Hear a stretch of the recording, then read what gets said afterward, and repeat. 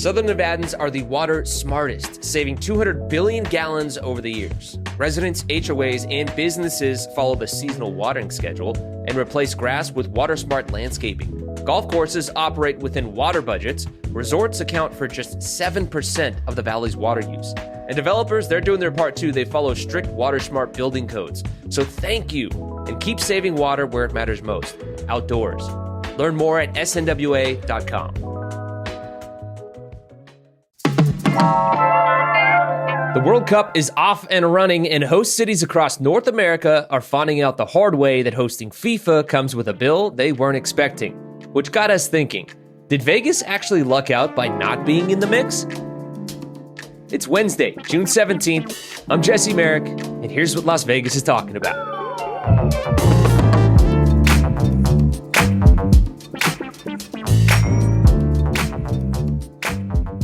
Hey there, Jacob. The World Cup is rolling along. There's 11 host cities here in North America. We're obviously not in the mix. We're going to be diving into that. But have you enjoyed watching the start of the World Cup thus far? Oh, yeah. I'm so locked in. Regrettably, I had to purchase just a 2-month subscription to Fox One for this stupid thing. But I love watching the World Cup. It's an incredible experience. There's nothing else like it.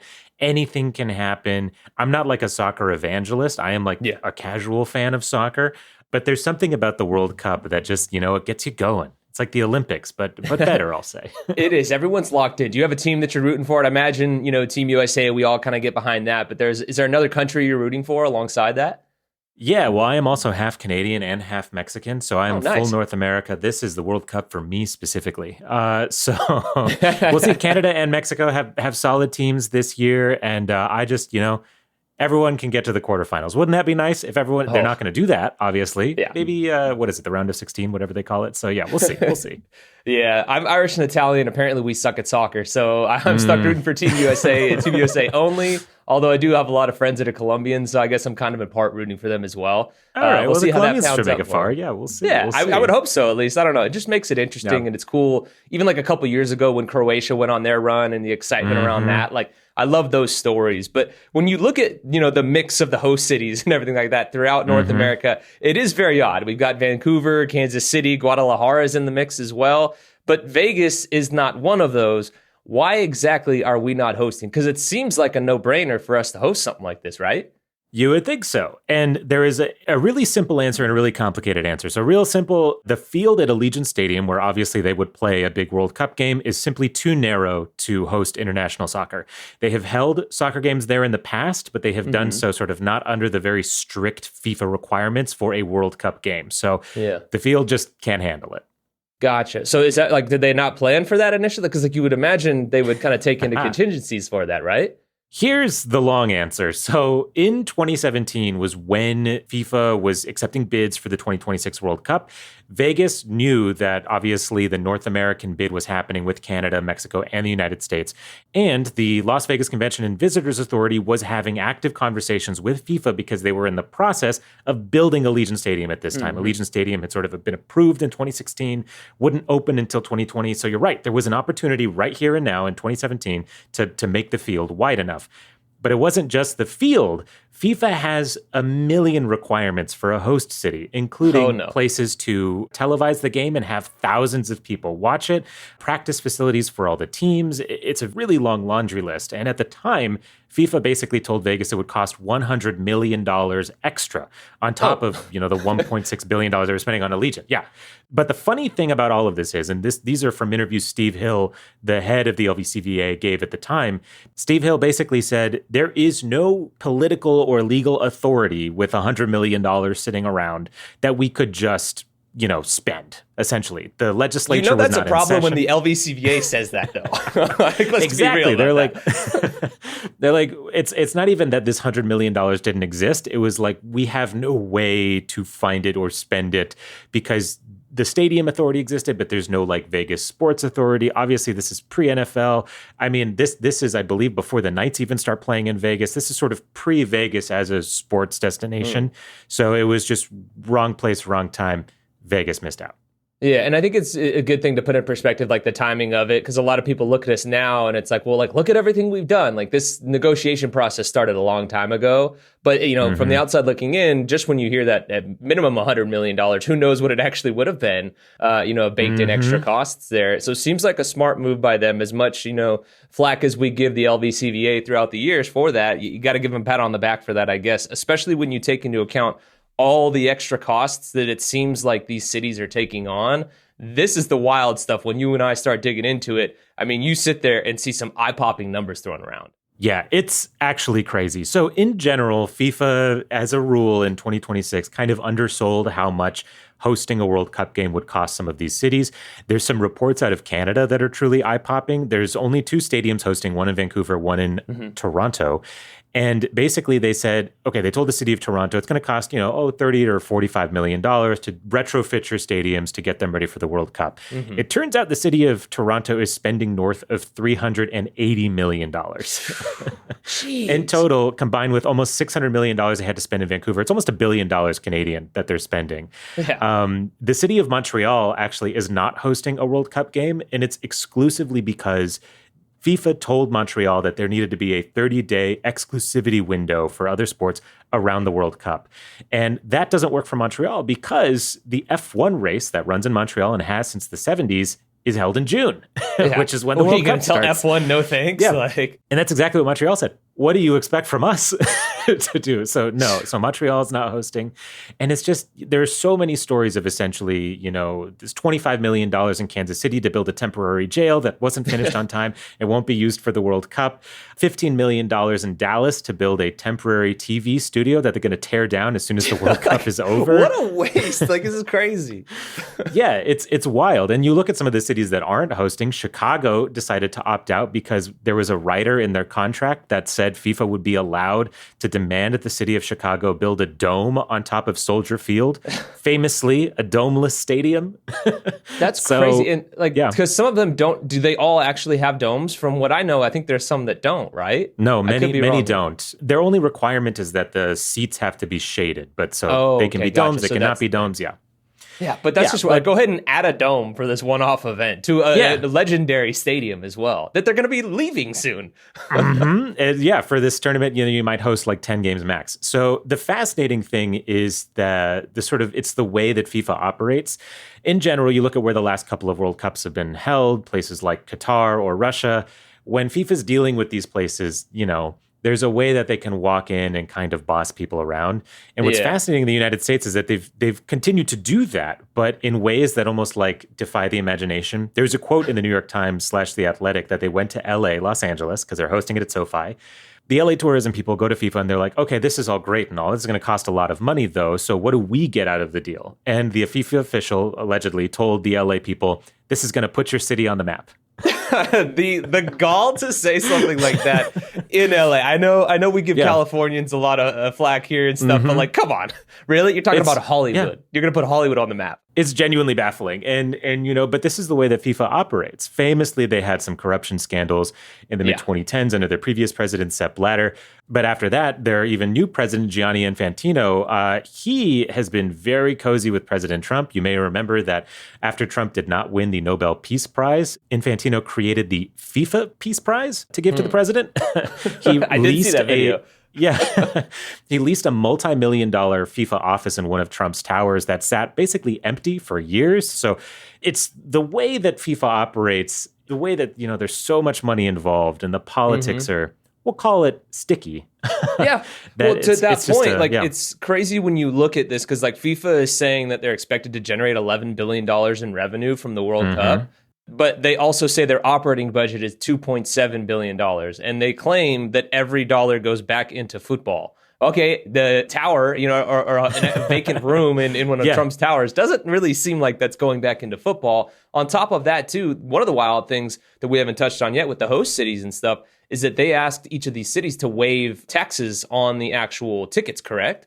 Exactly. That is a huge thing. So not only do you lose money because you have to spend on extra security, on extra transportation, on extra everything, you, for most cities, are not allowed to charge tax on these FIFA tickets. Now, a lot of these cities were promised that this would only be a couple $1 million in tax money because, when they're signing up in 2018 or whatever, the tickets in their minds are not going to be that expensive because what are they basing it off of? I believe then it would have been the World Cup in Russia. Now, it's a totally different game. These tickets can cost, thousands of dollars for a normal nosebleed ticket. And so we're talking about on the order of something like $25 million lost out for some of these cities in sales tax. And you look at a city like Vegas, which operates almost exclusively on something like the live entertainment tax, which I believe is exempted from most sports. But surely in this instance, one wonders sort of what the tax impact would have been like. The real answer here is we don't know. We have no idea how much it would have cost the city, how much the city would have gained or lost or whatever. And certainly we have a lot of experience with grandiose claims of economic impact based on sports like F1. So the entire thing, it's strange, we'll call it. It definitely is. And I mean, it makes me wonder as we sit here and talk about all the craziness with FIFA and as we noted, the history of corruption that they have and everything too. Like, did we dodge a bullet by not being a host city? Because that seems like a logical discussion point to have here. Yeah, and I think the big thing is for locals. I think if you're a big soccer fan, it sucks to not be able to go to a World Cup game or to have to drive to LA to do it or something like that. Having the World Cup in Vegas would have been sort of a feather in the cap. On the flip side, everyone knows what it's like to drive around here during Formula One. I will just say I was in Los Angeles during a weekend that they were holding World Cup games, and it was awful. It was 70 million times worse than normal LA traffic.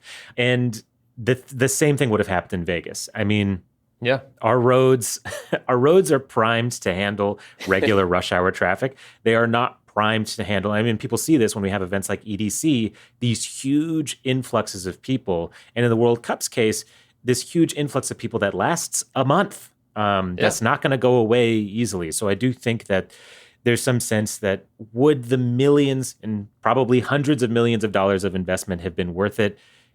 For maybe the money people it might have been, but for I think regular Las Vegas, we probably did dodge a bullet. I think we'd be having a similar conversation to what a lot of us are having with F1. And now it's like, okay, hey, like pick your poison here. Are we happier that we ended up with F1 and are stuck with them till 2031, I believe, or somewhere in the 2030s? Or would you rather be settled to FIFA for this one-time event? Yes, but still, it seems like a massive headache for them. Other thing, too, that I think is just cool, just about what our city is. Like, think about how often we're not a host city for March Madness, but so many people come here for it. I think that's kind of been the case here as well. We're seeing an influx of people come around town. Different businesses are throwing watch parties. If you guys are interested in that, we actually have a newsletter to talk about where you can watch the World Cup here in Las Vegas. So make sure you check that out on our website too. But like, I think one of the things that does make Vegas great is that we're able to capitalize on these events, even if we don't host them. Exactly. And I do think, like, look, you have all of these tourists across the United States, Canada, and Mexico for the World Cup. Hey, why not take a break from watching your team in Kansas City and visit Vegas while you wait for their next game? What is it, the German tourists that have gone viral on social media, kind of traveling through the South and everything like that, and now they're like getting tours, with the Saints, with the Rockets, with different local governments and municipalities and stuff like that. I know Derek Stevens from Circa even reached out trying to get them to come out for a watch party. He said he'd take the Circa jet and fly him out here. As of right now, I don't know if they've responded or not yet, but like that's the kind of stuff that's cool that like our city can provide crazy experiences for that and still display, our involvement in a sense, even if it's from afar. And without having to spend hundreds of $millions in public money.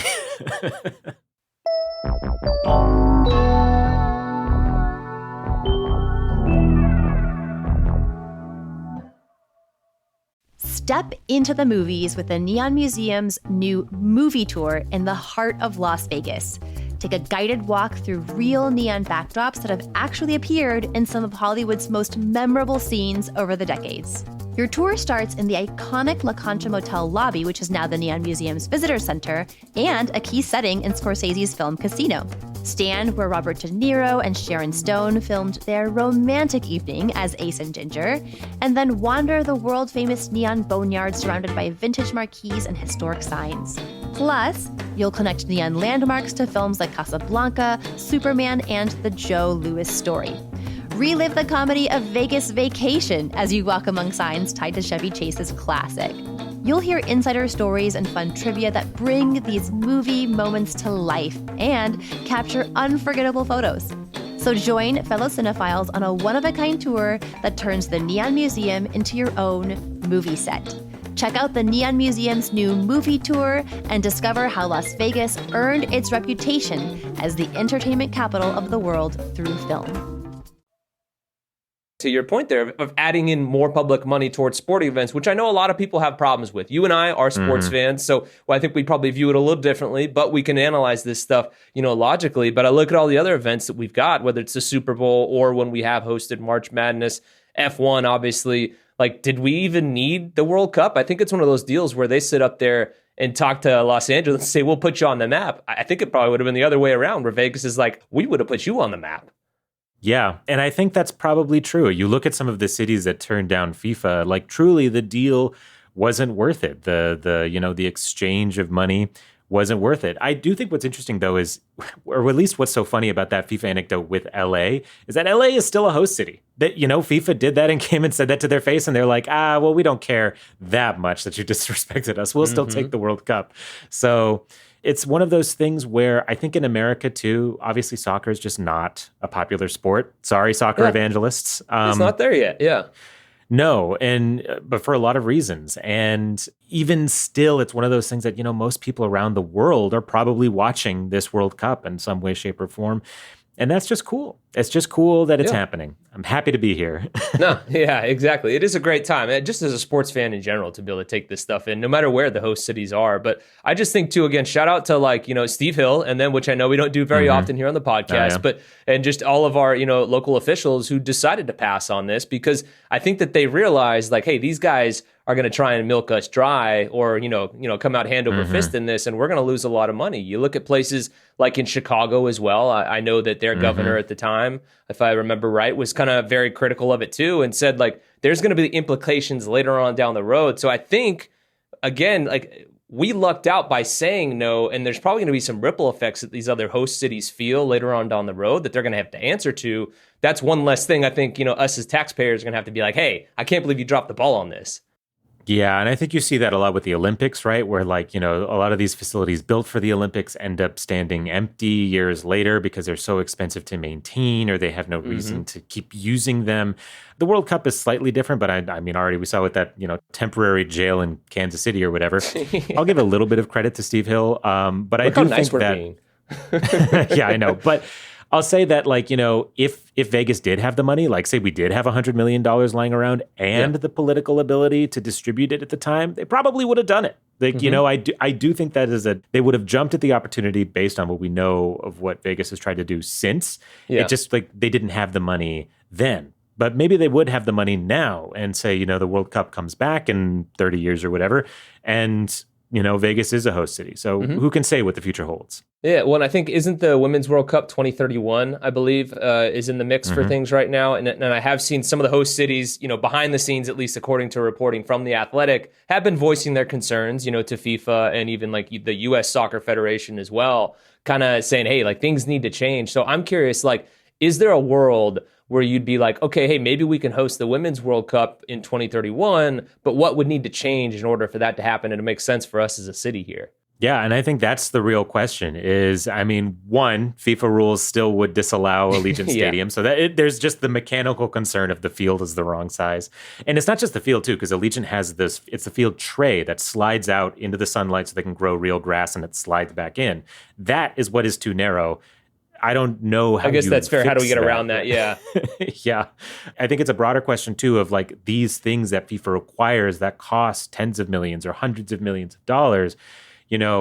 Cities will need to start pushing their weight. And I think we've seen it. FIFA got into a fight with the city of Foxborough, Massachusetts, which is a tiny enclave outside Boston.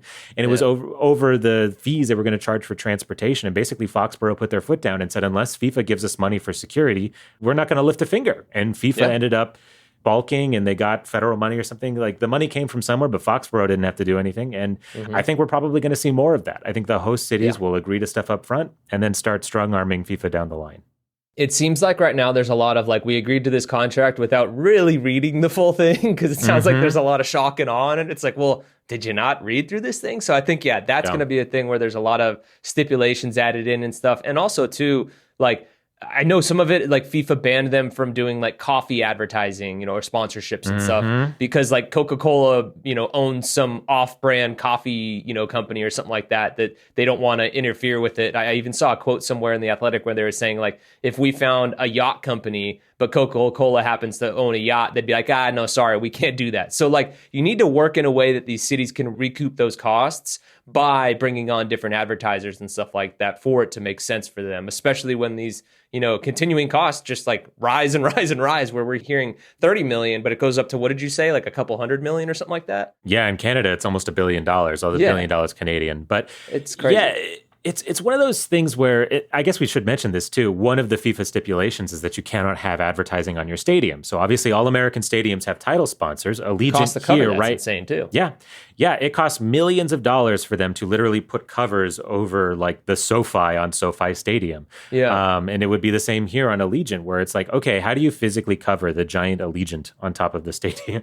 And the one that's on the roof as well, like, because you've got it all over the place. And even too, one of the things I was reading about is like, even on the city streets, the directing people to said stadium, like they probably changed the name to like Las Vegas Stadium. The signs have to read that as well. You can't have any of the existing signs that say Allegiant Stadium. So it's like even more costs baked into stuff like that, where again, I'm just like, a lot would have to change for us to really be able to consider something like that. And it seemingly, F1 doesn't make us do things like that. Granted, I know they've got their own building they set up, but still. Well, and one of the, I guess, the most interesting parts of this is being a host city also requires having two separate venues to hold FIFA fan fests that need to hold 40,000 people and be able to show televised games, so that if any game is happening, people can show up as a fan and just watch those games there as they're happening. And that's, where are you going to put that? Where are you going to fit 40,000 people in Las Vegas for one of these fan fests? In the middle of June and July, where, because it's like, oh, well, maybe they could go outdoors. Can they go outdoors? So good luck constructing that stuff. And it sounds like FIFA too has kind of pulled the rug out from under some of these cities with scaling back, on a lot of the different like events and things like that too, like the fan fests. So that's another thing that it's like, okay, well, let's plan for all this, spend all this money for it. And then like, actually, the demand's not quite there, because we also have seen, like attendance numbers not necessarily looking like they're up to snuff, at least when you watch on TV. FIFA's denying it, saying that like, oh, people are up walking around and enjoying the venue for the entire match. Don't believe though? your lying like, come eyes. On. Yeah, exactly. And I think there's obviously issues with U.S. immigration enforcement, people getting visas. There's been plenty of stories about, tourists having trouble getting to the U.S. in the first place, but even tourists having trouble getting to Canada, right? Or, so it's hard all over the place. It's a tough travel environment with jet prices being what they are. Like trying to get an airline ticket right now is awful. So that is obviously hurts countries where that is even more expensive or more far away, and you have to come from Asia or what have you. So yeah, there's lots of problems that go into sort of having a World Cup at this moment in time, we'll call it. Yeah. So true. And like we said, it's nice for us to be able to kick back and just enjoy the spectacle that it is. The good, the bad, the ugly, all of it. So as we kind of put a bow on this for you, is there anywhere around town that you're like, okay, this is where I'm going for a watch party to take in some of these games? Well, my default pick, if I'm going to have to watch like sports on a giant screen anywhere, is to say the Circa and their giant screen at, what is it, Stadium Swims? Yeah, like it's huge. That's just the default answer for me. Yeah, and you get to be outside and not like die because you can be in the pool. So like that's a big win. Exactly. I do enjoy what Derek has built over there. It's always fun going and visiting that. If you want to keep it local a little bit too, like Mi Barrio down in the Arts District is doing a lot of watch parties. They've been advertising a lot. Cerveza as well. I believe they have 2 locations. I forget where the other one is around town, but down in the Arts District they're talking about it too. So like that to me would be a really fun spot to be able to go and watch some of the games as well, because I'm sure the atmosphere would be sweet. They got the roll-up doors, still get the AC cranking and everything. But like, I just love atmospheres like that to take in games and stuff like that. And it really is worth watching a game with people around you, because I think if you're not huge into soccer and you don't quite understand it, like just the other day, there was a result. Spain played Cape Verde. It was a 0-0 draw. One of the most exciting games of my life. Yeah. And that's like, but then when you're there, Yeah. like with the rest of the people that are so bought into it, that like love soccer, like you said, if you're not super into it, like me, I'm not super into soccer, but like you get around that atmosphere and it's infectious and makes it so much more fun to watch it. So I would encourage everybody, even if you're not a big soccer fan or sports fan in general, like go experience a watch party, get your friends to throw one even maybe, like, and just get on the action because it is a fun time of year. Absolutely. Yeah. Awesome. Well, hey, thanks, Jacob. This was fun. Get ready to throw on some of your jerseys out. Like I said, I might have to buy some gear. I don't know. Maybe a Team USA jersey for a couple $100 that'll go in FIFA's pockets. Oh, yeah. No, I'm in the same boat. Thanks so much, Jesse.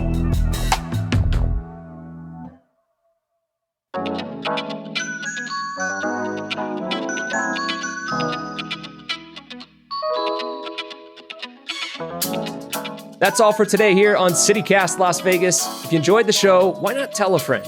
Rate the show, leave us a review, and subscribe to our free morning newsletter as well. And don't forget, you can support this show and get great perks by becoming a CityCast Las Vegas neighbor at membership.citycast.fm/Las Vegas. We'll be back tomorrow morning with more news from around the city.